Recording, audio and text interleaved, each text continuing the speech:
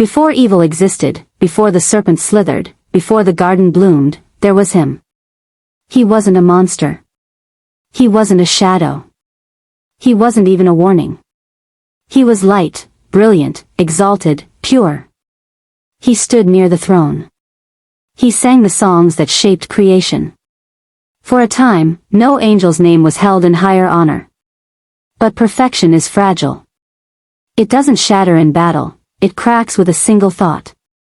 Just one, why not me? And with that, something ancient broke. Not in heaven's foundations, but in the heart of its brightest star. Now he appears only in fragments, a name scattered across verses, a whisper in prophecy. Sometimes a serpent. Sometimes a dragon. Sometimes just the adversary. But the damage was real, and it didn't end in heaven. This isn't just the story of an angel who fell. It's the story of pride, of rebellion, of what happens when light turns inward and refuses to bow. This is the story of Lucifer, the angel who became heaven's worst enemy. Lucifer wasn't born into rebellion. He didn't crawl out of chaos. He was created in light. In the earliest traditions, he was called the morning star, the brightest herald of heaven, a being of unmatched beauty and majesty. His name, Lucifer, literally means light-bringer. Once, it inspired awe, not dread. He wasn't simply one among angels. He was unique. Radiant. Close to perfection in a way nothing after him has ever been. Descriptions of his form are rare, hidden in poetry and visions. But what glimpses remain speak of something extraordinary. He shimmered like Eden's jewels, sapphire, onyx, topaz, gold. His body robed in glory. His presence like fire without heat, light without shadow. To see him was to feel small, not from fear, but reverence. He didn't rule with threats, he inspired with presence. Others followed, not because they were told to, but because they wanted to. He wasn't just a messenger. He wasn't just a soldier. He was something more. Some traditions call him a covering cherub, a guardian of divine mystery, standing within heaven's innermost court. Some even suggest he held a place higher than the archangels, a role that no longer exists. Whatever his title, it was exalted. He led worship not just with words, but with his very essence. Some believed music flowed through him, that his being radiated the harmonies that held creation together. He wasn't simply in heaven. He was part of what made heaven heaven. Powerful. Respected. Beautiful. But beauty carries weight. And brilliance casts long shadows. For a time, there was no flaw. No question.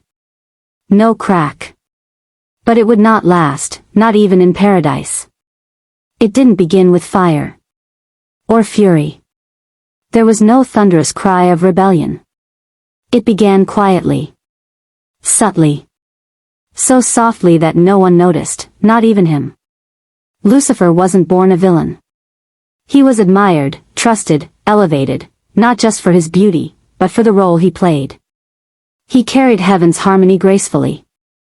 He wasn't arrogant. He was composed. Dignified. Self-assured. Some said his voice could stir stars. Others claimed his mind was sharper than any sword. He didn't just obey heaven's order, he understood it, embodied it. And for ages, that was enough. But then something shifted. Slowly. Quietly. He didn't lash out with bitterness.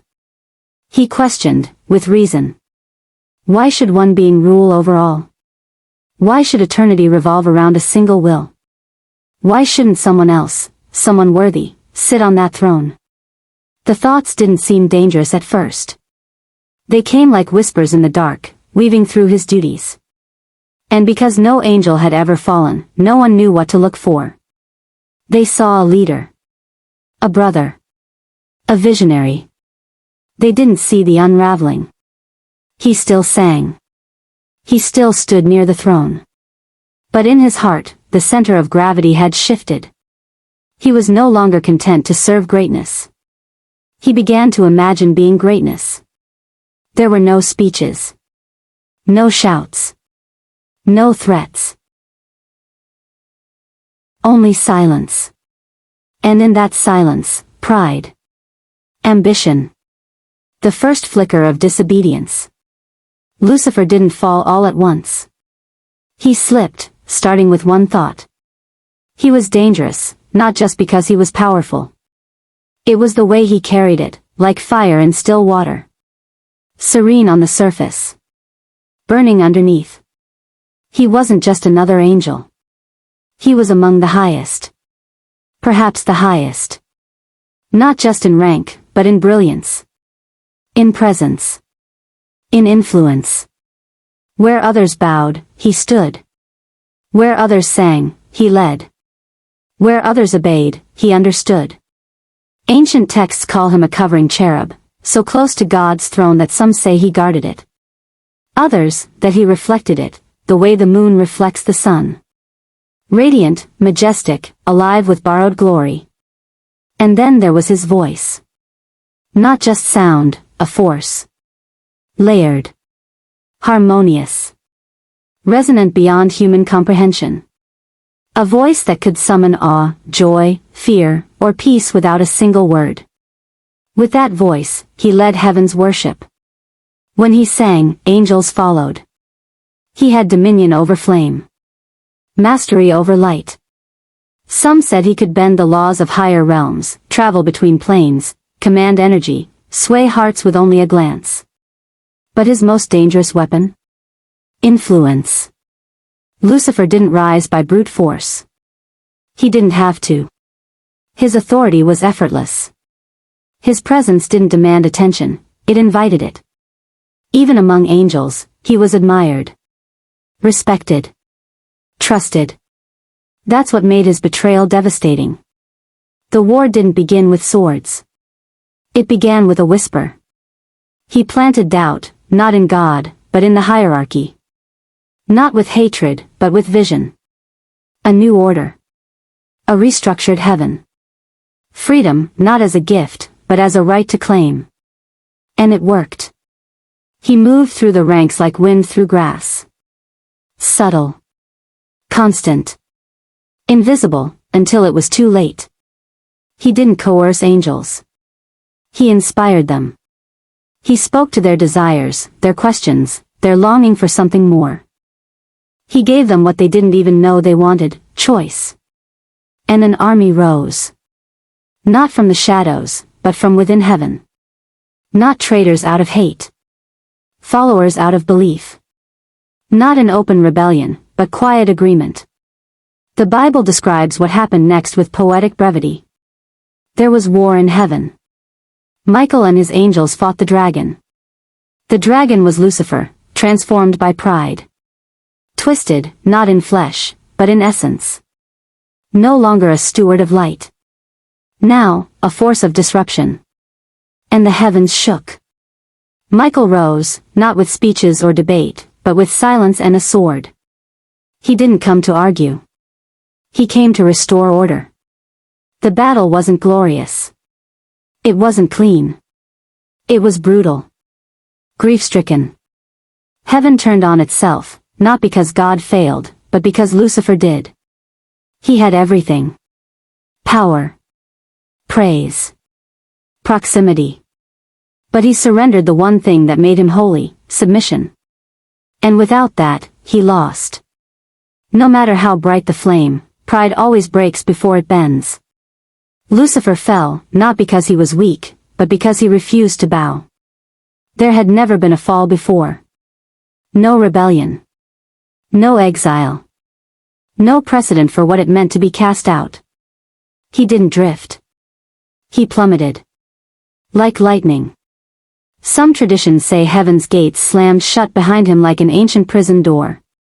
Others imagine a scream echoing through the void, his wings igniting into flame, blackening, curling, trailing fire as he fell. And he did not fall alone.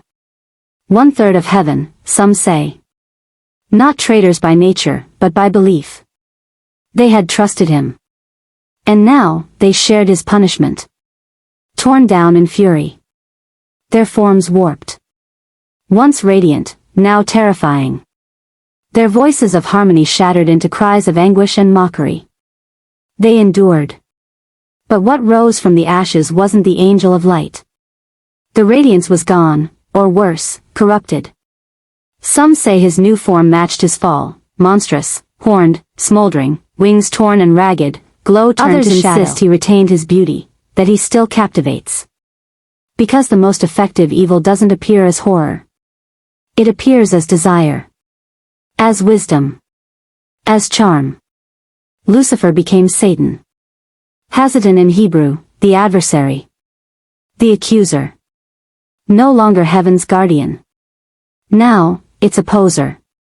His angels became demons, not born from darkness, but light undone. They remembered heaven. And hated it. They became instruments of deception. Not bound by chains, but loyalty twisted by pain. No longer heralds of divine truth, they learned corruption. Seduction. Lies wrapped in half-truths. They scattered. Some bound below. Some wandering unseen. All whispering. Waiting. Watching. Lucifer's powers changed, but they weren't erased.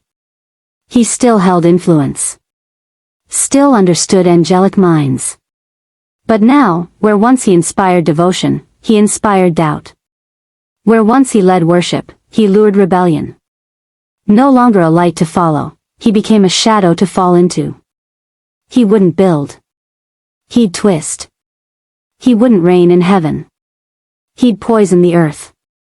And if he couldn't be God, he'd become God to those who reject him. He didn't need armies or thrones. His weapons became whispers. Temptations. A perfectly timed question. The war wasn't over. It had only changed form. Lucifer's fall set the stage for mankind's story. And in Eden, the serpent struck. Not with thunder or flame. But with a whisper. A question. A doubt. And the world cracked. From there, corruption spread. Cities built in pride. Blood spilled in rage. His throne wasn't gold. It was pride. And his greatest lie remained, you don't need to serve. You can rule. From Job's trial to Christ's temptation, the adversary whispered. Always questioning. Always bending truth. But when he met Christ in the wilderness, he failed. He offered bread, fame, power. Christ refused. Where Adam fell, Christ stood. Where Lucifer whispered, Christ answered with truth. On the cross, Lucifer believed he won. But the cross wasn't defeat, it was the door to his ultimate downfall. Christ descended into death not as victim, but as conqueror.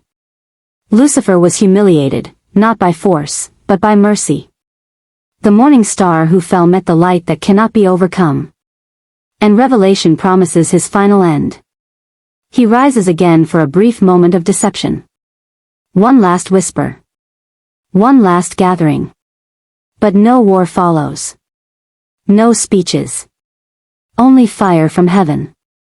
Final. Absolute. Lucifer's story ends where it began, with pride. But pride always breaks before it bends.